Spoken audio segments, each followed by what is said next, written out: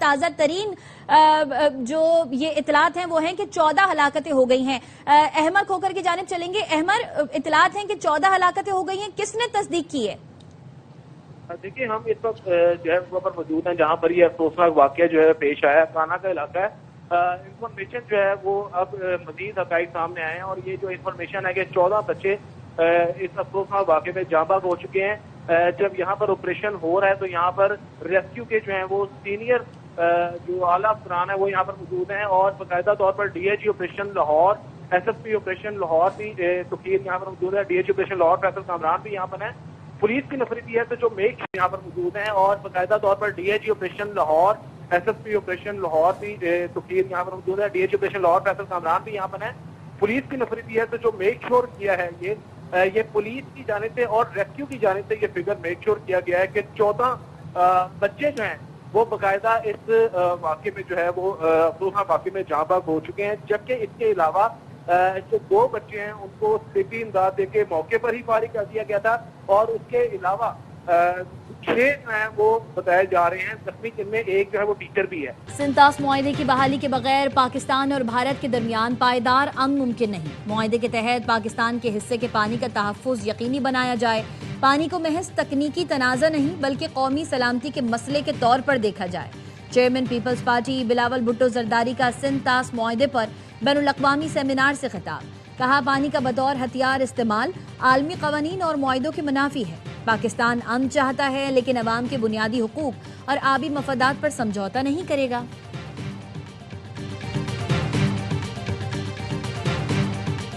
Prime Minister Shehbaz Sharif, Field Marshal Saeed Asim Munir, the Honorable Minister for Defence on various occasions has made it clear the people of Pakistan have a right to the water of the Indus, and the Indus Water Treaty cannot be amended, revoked, suspended or held in abeyance because it cannot be done unilaterally.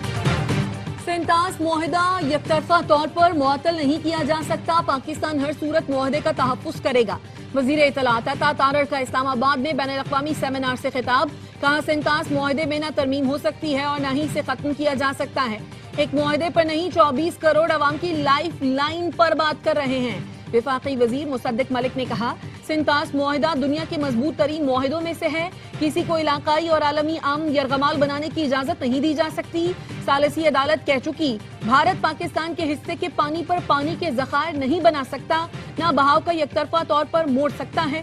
Bharat عالمی ثالثی عدالت کے فیصلوں کو تسلیم کرنے سے انکاری ہے. معاہدہ ناکام ہوا تو دنیا کا ہر ملک اپنے سے نشیبی ملک کا پانی روک لے گا. خرم دستگیر نے کہا بھارت نے عالمی قانون کی توہین کی اور ہمارے دریاؤں کا گلا گھونٹنے کی کوشش کی.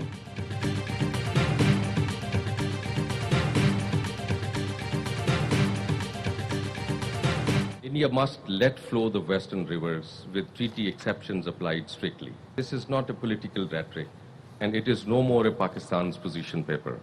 It is the treaty speaking through its own court. Bharat Chenab کا رخ موڑ کر پانی کا بہاؤ متاثر کرنے جا رہا ہے. بھارت کی جانب سے چناب بیاس لنک کی تعمیر غیر قانونی ہے. کمشنر انڈس واٹر ٹریٹی سید مہر علی شاہ کہتے ہیں معاہدے کے مطابق بھارت چناب کا پانی بیاس میں نہیں ڈال سکتا.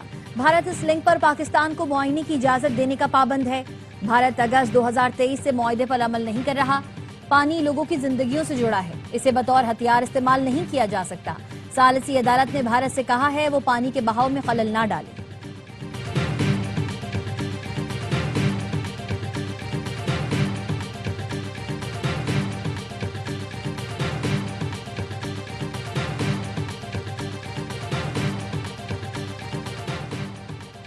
بھارت کا اقدام اقوام متحدہ کے منشور کی خلاف ورزی ہے. پاکستان اور بھارت کے قانونی ماہرین میں مکالمے کی ضرورت ہے.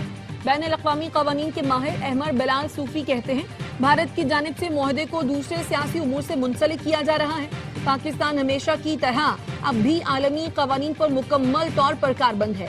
روسی ماہر ڈاکٹر زیگون کا کہنا ہے سنتاس معاہدے کی شقوں میں یک طرفہ علیحدگی کی گنجائش موجود نہیں. سیاسی مقاصد کے لیے سنتاس معاہدے کو کمزور کرنا دنیا کے لیے خطرناک اقدام ہوگا. جنوبی ایشیا کے امن و استحکام کے لیے سنتاس معاہدے کا برقرار رہنا ناگزیر ہے.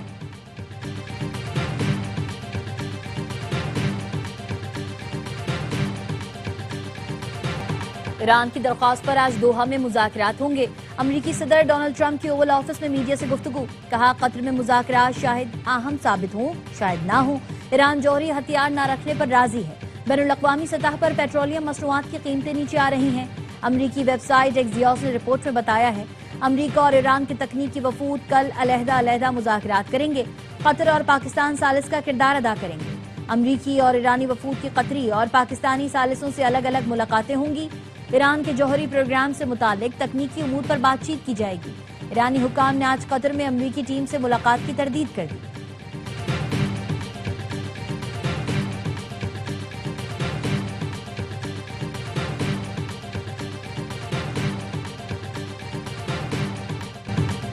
صدر ٹرمپ ایران کے ساتھ سفارتی حل کے خواہاں ہیں، لیکن ضرورت پڑنے پر امریکی فوجی طاقت کے استعمال سے بھی گریز نہیں کریں گے۔ وائٹ ہاؤس کی ترجمان کیرولین لیوٹ کا فاکس نیوز کو انٹرویو، کہا امریکہ جنگ بندی سے متعلق اپنی ذمہ داریاں پوری کر رہا ہے۔ امریکی وقت مذاکرات کے لیے دوحہ جائے گا۔ ایران کے لیے امریکہ کے ساتھ ایک بہتر معاہدہ کرنا ہی بہترین راستہ ہے۔ تجارتی جہازوں پر حملوں کا جواب صدر ٹرمپ کی ہدایت پر دیا گیا۔ تشدد کا جواب تشدد سے دیا جائے گا۔ امریکہ اپنے دفاع اور قومی مفادات پر کوئی سمجھوتا نہیں کرے گا۔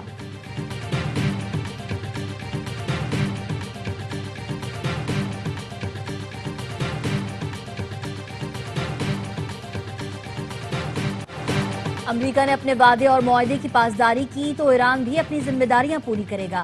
ایرانی صدر مسعود پزشکیان کا ایکس پر بیان، لکھا ایران دھمکیوں کے جواب میں سخت رد عمل دے گا۔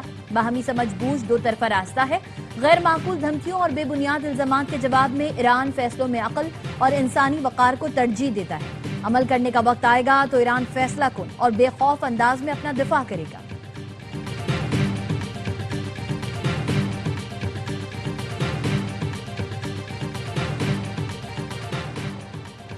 عمان نے آبنہ ہرمز سے گزرنے پر فیس وصولی کی حمایت کی ہے۔ ایران کا دعویٰ، ایرانی نائب وزیر خارجہ کاظم غریب آبادی کا کہنا ہے عمان ایران کے ساتھ مل کر آبنہ ہرمز کا مشترکہ انتظام سنبھالنے پر متفق ہو گیا ہے۔ دونوں ملکوں کے درمیان بحری راستوں پر تکنیکی مذاکرات آئندہ ہفتے شروع ہوں گے۔ عمان نے ایران کے دعوے کو مسترد کر دیا۔ عمانی وزارت خارجہ کا کہنا ہے مسقط آبنہ ہرمز سے گزرنے والے جہازوں پر ٹرانزٹ فیس کی حمایت نہیں کرتا۔ عمانی وزیر خارجہ نے کہا بحری خدمات پر متعلقہ ملکوں اور کمپنیوں سے باہمی رضامندی سے فیس طے ہو سکتی ہے۔ پاسداران انقلاب کے آبنہ ہرمز کے مشرقی اور مغربی حصوں میں موجود تمام بحری جہازوں کو وارننگ، ہدایت کی اجازت کے بغیر آبنہ ہرمز سے گزرنے کی کوشش نہ کریں۔ آبنہ ہرمز سے 3 دن کے دوران 108 جہازوں کی آمد و رفت رپورٹ کی گئی۔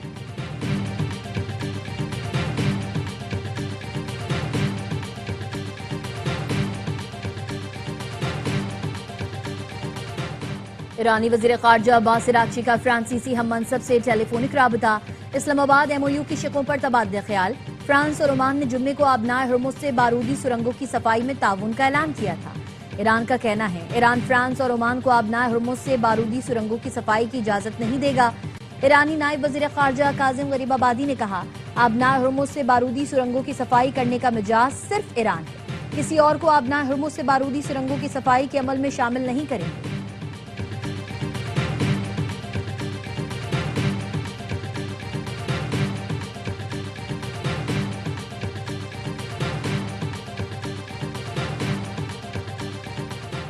سعودی وزیر خارجہ شہزادہ فیصل بن فرحان کا دورہ چین، اعلیٰ حکام سے ملاقاتیں ہوں گی۔ دو طرفہ تعلقات، باہمی دلچسپی، خطے کی صورتحال پر تبادلہ خیال کریں گے۔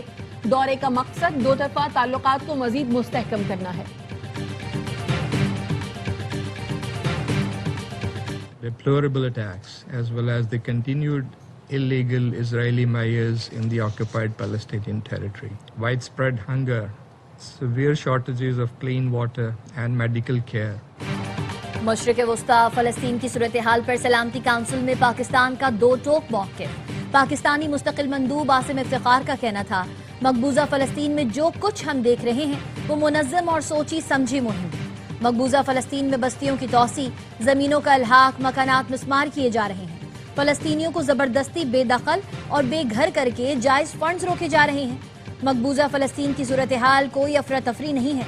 مقبوضہ فلسطین میں غیر قانونی اسرائیلی قبضے کو دوام دینے کا طے شدہ فریم ورک ہے۔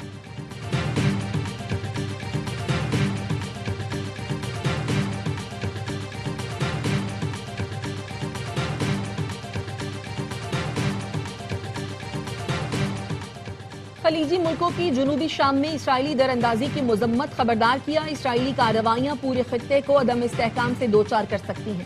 خلیج تعاون کونسل کے سیکریٹری جنرل نے کہا اسرائیل کی مسلسل فوجی کارروائیاں علاقائی اور عالمی امن کی کوششوں کو نقصان پہنچا رہی ہیں۔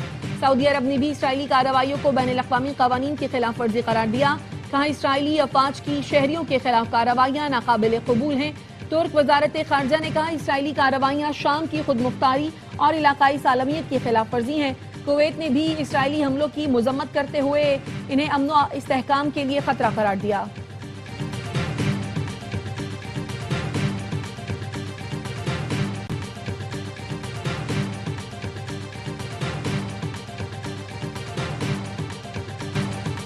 صدر آصف علی زرداری نے اوگرا ترمیمی آرڈیننس 2026 پر دستخط کر دیے۔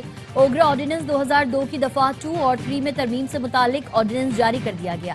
صدر مملکت نے وزیر اعظم کی ایڈوائس پر ترمیمی آرڈیننس جاری کیا۔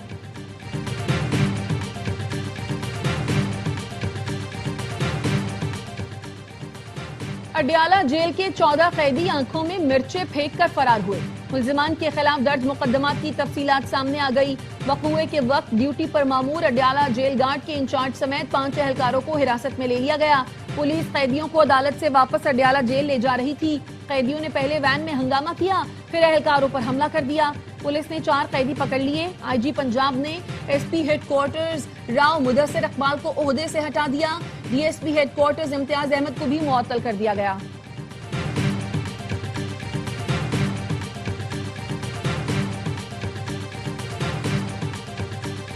وینیزویلا میں تباہ کن زلزلہ، عمارتوں کا ملبہ ہٹانے کا کام جاری۔ اموات 1700 سے بڑھ گئی، 5000 افراد سے زائد زخمی ہیں، 50,000 افراد تاحال لاپتہ۔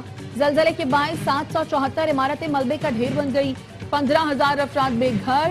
امریکی جیولوجیکل سروے کے مطابق اموات کی تعداد 10,000 سے 1 لاکھ تک ہونے کا خدشہ ہے۔ یورپی یونین نے $50 لاکھ کی ہنگامی امداد جاری کر دی۔ France, Spain, Italy, Poland, Serbia اور ہنگری میں شدید گرمی، ہیٹ ویو سے 1300 اموات رپورٹ ہوئی۔ یورپ زمین کا سب سے تیزی سے گرم ہونے والا بر اعظم قرار، درجہ حرارت عالمی اوسط کے مقابلے میں دگنی رفتار سے بڑھنے لگا۔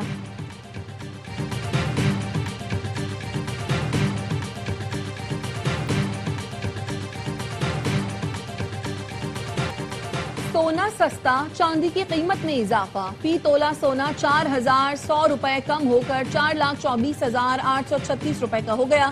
بین الاقوامی مارکیٹ میں فی اونس سونا $41 کمی سے $4,024 کا ہو گیا۔ فی تولہ چاندی 25 روپے اضافے کے ساتھ 6,349 روپے میں فروخت ہو رہی ہے۔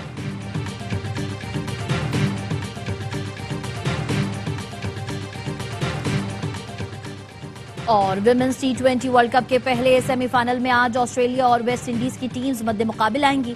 آسٹریلیا اب تک ایونٹ میں ناقابل شکست ہے۔ ویسٹ انڈیز کو گروپ میں 2 میچز میں شکست ہوئی۔ دوسرا سیمی فائنل جنوبی افریقہ اور انگلینڈ کے درمیان جمعرات کو ہوگا۔